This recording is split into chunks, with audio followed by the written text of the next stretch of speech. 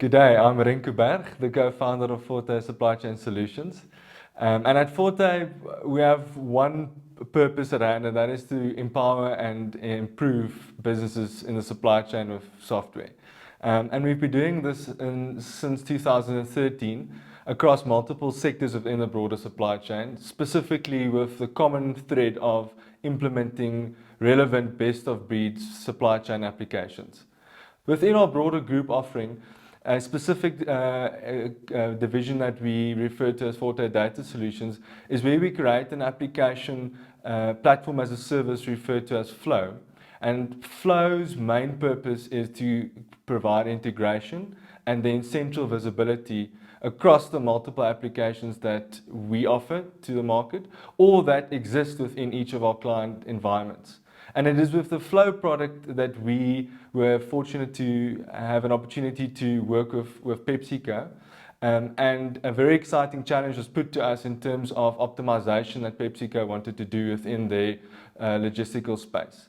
Pepsico being an international brand and with quite a prominent recent entry into the South African context, has got a wide network within different sectors of the SADC region. And one specific section within their supply chain operations that needed to be improved was specifically between their transport and distribution sector within their supply chain.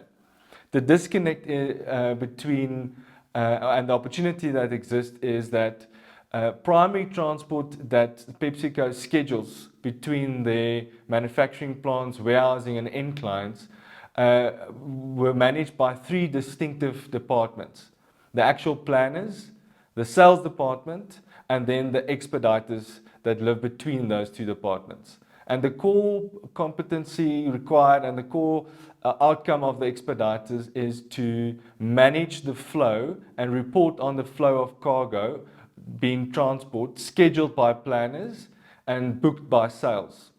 But these three departments we're currently managing and living in silo departments. Communication was a constant issue.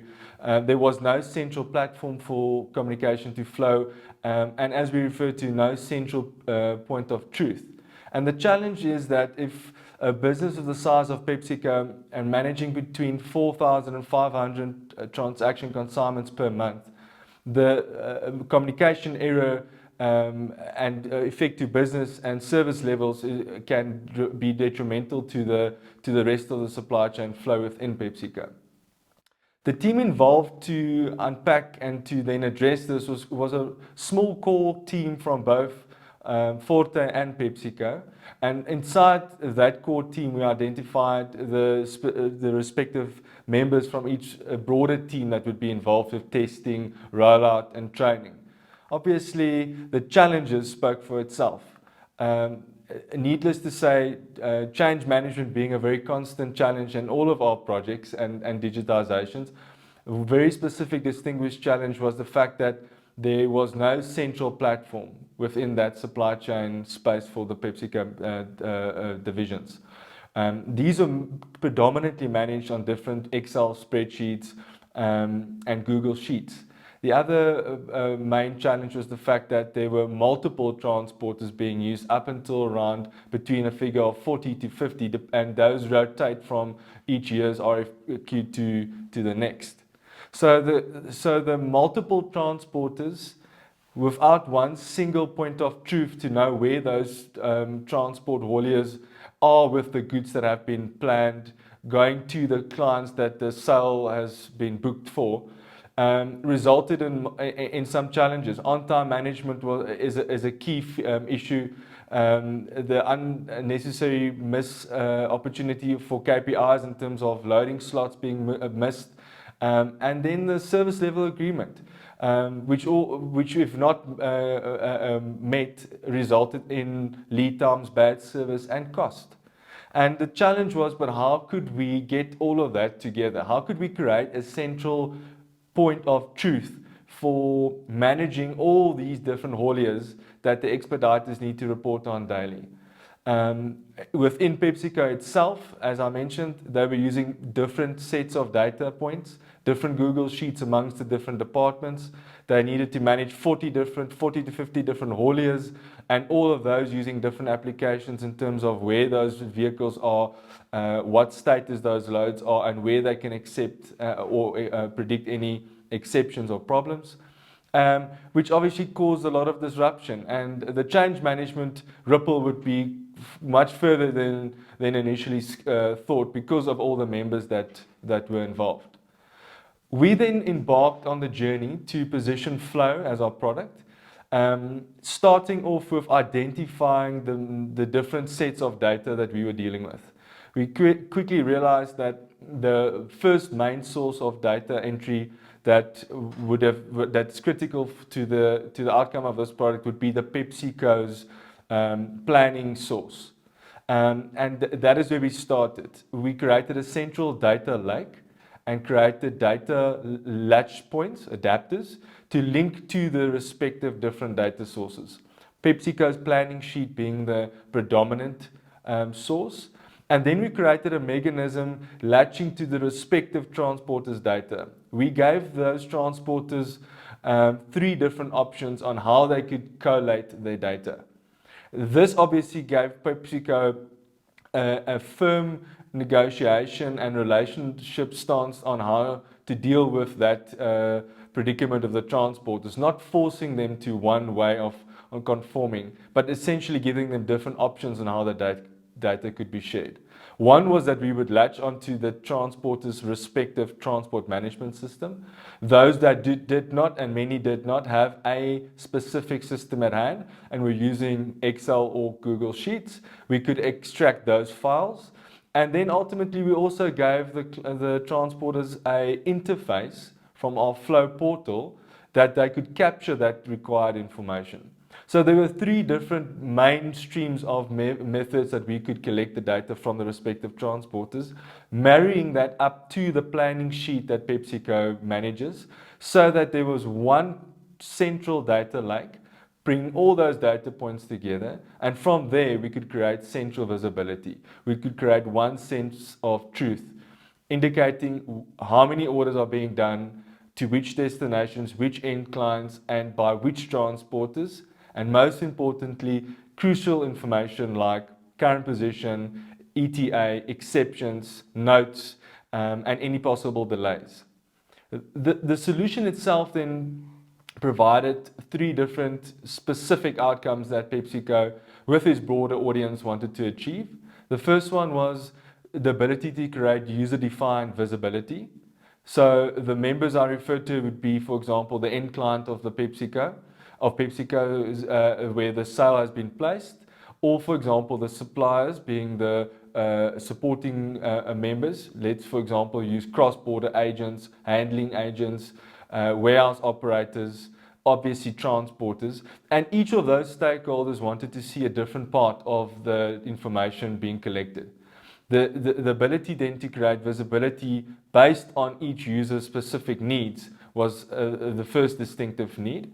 And then obviously out of that, the ability to have real-time track and trace of where these transport orders live within the process. And lastly, to be able then to create custom dashboard or business intelligence reporting based on all that data entry and all that data collection that we are doing via Flow platform. The Flow product itself, aside from the fact that it's a central data warehouse and the aggregator of all the data, there's also the front-end user interface that the respective users will then log into. This is a web-based feature or application, and inside that web-based application, we have an interface that we refer to as the portal.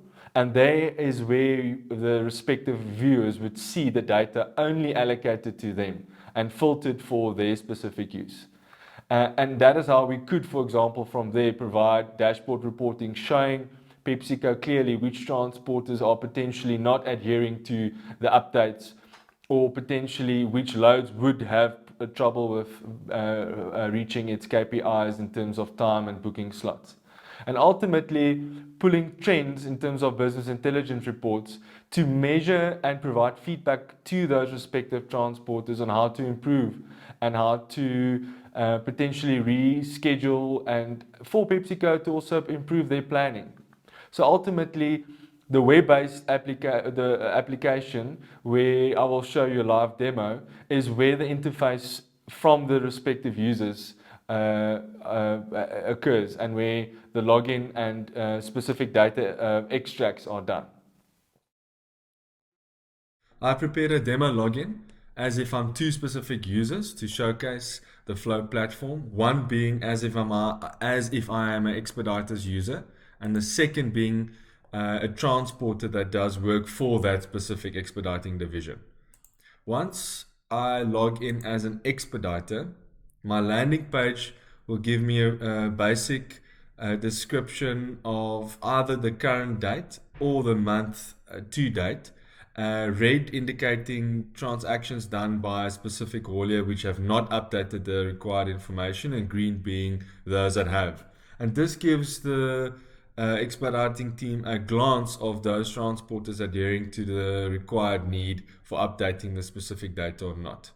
If I then go to the actual grid where one can see the detailed transactions, this data source is mainly synced from the planning source of a SharePoint list, and the respective columns that you'll see here are either what has been selected for each expediter to see, so that they can use the multiple filters and sorting mechanisms to get to the list of transactions that they would like to get an update on and expedite.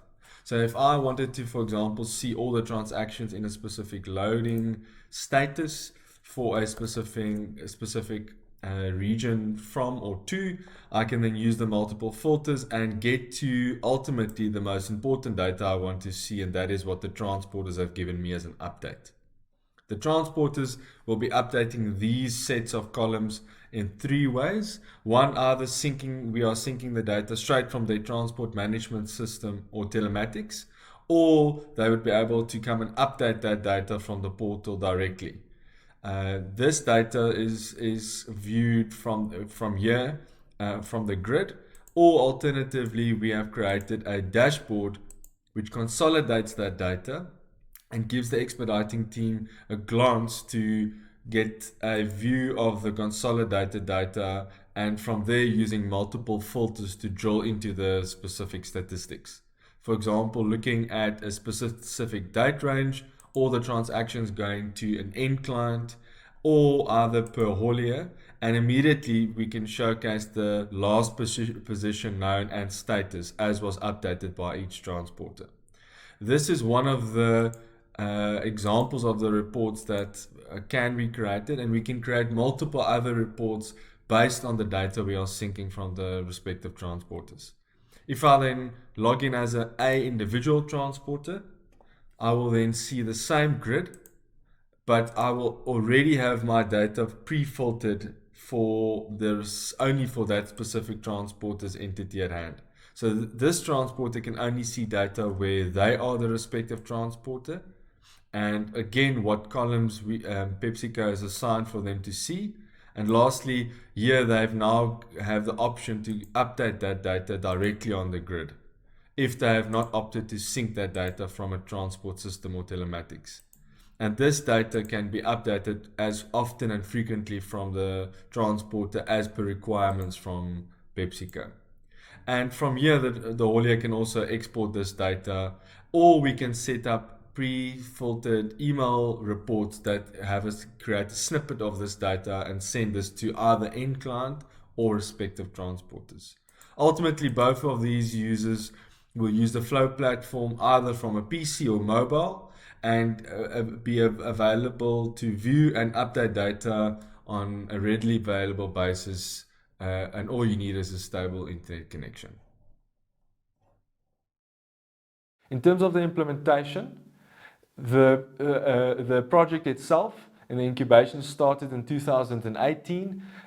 Initially, that was when before PepsiCo acquired Pioneer Foods, and at that stage, the main source of planning was done on Google Sheet.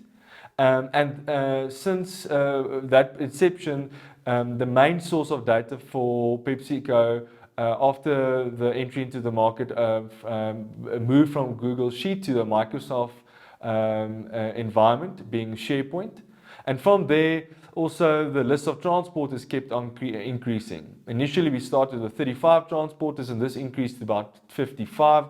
And out of that list of transporters, only 45 of them were using database orientated applications. And obviously, the data integrity would become quite a bit of an issue for those that we could not latch onto a secure data source where it was typically on a Excel or manual sheet. Predominantly, out of that list of 45 transporters that did use a database centered transport system, only 2 or 3 dominant applications were used by all those transporters. So we could easily by almost cracking the nut on those applications, get access to many other of the hauliers in the environment. The timeline progressed up until today, where we are now latching onto all 55 transporters and all their respective applications. We have consolidated the SharePoint list that is used between the PepsiCo planning and sales and expeditors departments, and essentially creating that one point of entry and one point of truth. In terms of challenges, the most evident one was the fact that there were so many multiple role players that needed to be included and collaborated, spread across the country and some in neighboring countries, and the ability to, one, make contact with them in terms of the project scope, and potentially some intimidation of the technology at hand and transporters allowing the process to unfold. One has to be mindful that many and different members in our supply chain are obviously not as digitized and as aware of the options out there, and our challenge was how to communicate bestly to those transporters, how to set them at ease that the data that we are collecting is not shared further beyond the objective at hand, and how could we get those transporters to fully wantingly to comply by sharing the data required. That challenge on its own, getting to all those transporters, and in many times spending face-to-face time with them across the boardroom, reiterating the process, pointing out the measures of data security, and ultimately giving them more than one option on how to participate in the project. Either with latching onto the existing transport application, or those that did not have any database form application where we could extract that data. Lastly, giving them a platform where they could capture the data themselves. And ultimately setting them at ease to wanting to apply, to getting more, better, richer data ultimately. Aside from the transporters and the challenge getting through to many of them and getting them on board on the project, was internally with PepsiCo, where multiple departments were involved. Obviously, the main department that we were working with being the expediters, they had different means of communicating with the 2 counter departments being sales and planning. And those 3 departments, even though working towards the same outcome, were working on different platforms. There was not one central point of truth from a data perspective. And our challenge was again to create that sense of truth, one point of data that would collate these departments and give them better optimization to get their outcome. Planning loads, expediting, and giving sales department best and more on-time updates on track and trace of where these orders in the process found itself. So aside from the transporters and the PepsiCo challenge, then became the technology challenge, and that was the, how to get to the respective data sources, how to make sure it is secured, and to uphold to the PepsiCo international standard of how to manage and allocate and aggregate data. In terms of the scope and the impact of the project itself, there was around about 25 to 35 staff between all three of those departments that were impacted in this project: expediters, planners, and sales. And like I mentioned, around about 55 transporters on an average of 4,000 to 5,000 consignments per month. So the volume was definitely relevant, and we needed to start the project like any of these do, at one starting point, taking it from one region, expanding it to another, and essentially ending off to reach all departments, all transporters, and all planning that was done and is done by PepsiCo. And reaching then further out to approximately the 500 customers that PepsiCo serve, and how many of them actually have opted and want to have a login for their own real-time visualization. The results, we ourselves and PepsiCo were rather modest in what we expected out of this because of the large scale of members being involved in the project, and we are extremely delighted by the three main aspects that we could see as vivid outcomes. The first one is the people impact.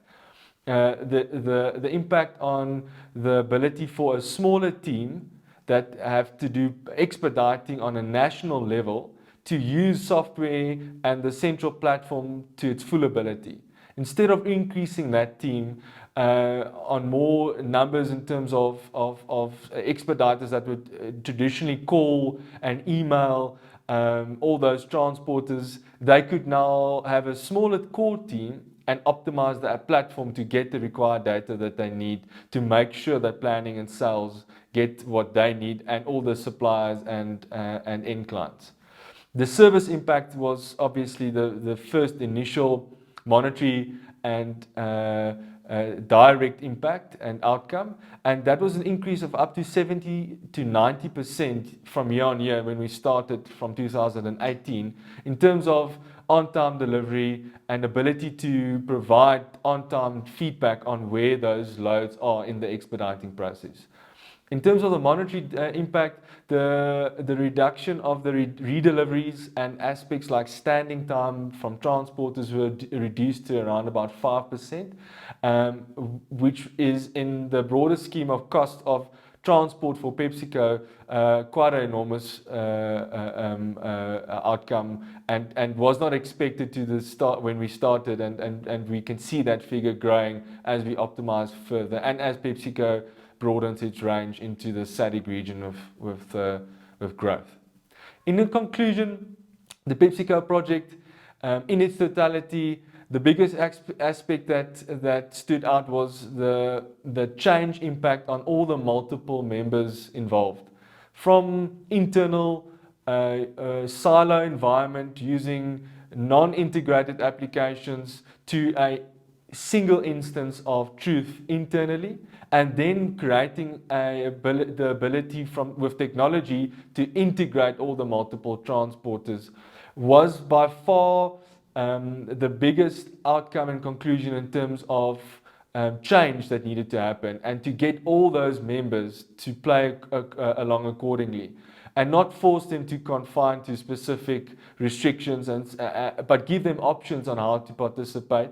And hence, I think the ability that there were not a strewed line of what needed to happen. There was an option for suppliers to participate in different ways, made the change management and made the adoption, I think, one of the biggest positives and strongest outcomes of the project. And then ensuring that the culture within the PepsiCo team is groomed and remains to be groomed to be one that is digitization first, to build on where the technology is now being placed as a center point and not as a secondary option, but truly to become digitized, orientated, and use that as the platform to grow further and to launch. The way forward from here is to obviously for PepsiCo to roll out this platform within the divisions as it grows in the South African context to where it is not currently running, for example, the Simba division. And then from there beyond into the rest of the SADC regions outside South Africa where this exact same need and model is applied and where technology is not currently being optimized to do that. And from there, ultimately, potentially extracting more data from those hauliers. For example, the ability to extract electronic PODs, which streamlines the process of payment management and documentation management, and ultimately making a more seamless, paperless, and optimized environment for PepsiCo and all its suppliers in terms of hauliers and end clients. And we look forward to walking this journey with PepsiCo further and ensuring that they keep on utilizing and digitizing towards the future. Thank you.